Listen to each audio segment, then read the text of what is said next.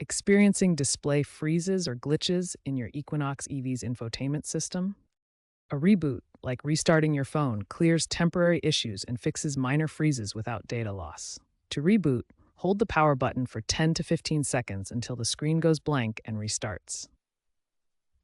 A factory reset restores the system to its original settings, erasing your data and customizations. GM advises against factory resets without dealer assistance as it can potentially void your warranty. Factory resets are typically needed for persistent problems that a reboot cannot fix. Remember, start with a reboot for minor issues before considering more drastic measures like a factory reset. If your Equinox EV's display is completely black, start by trying a simple reboot. Hold the power button for 10 to 15 seconds until the screen goes blank and restarts. This clears temporary glitches without losing data. If reboot doesn't work, the issue might be software related.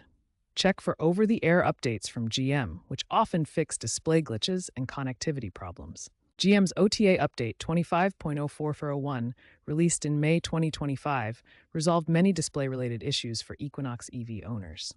Regular updates prevent these problems from occurring. If the display remains unresponsive after reboot and software update, contact your Chevrolet dealer.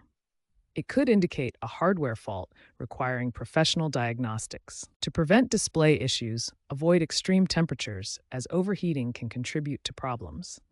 Regular software updates help minimize the need for troubleshooting.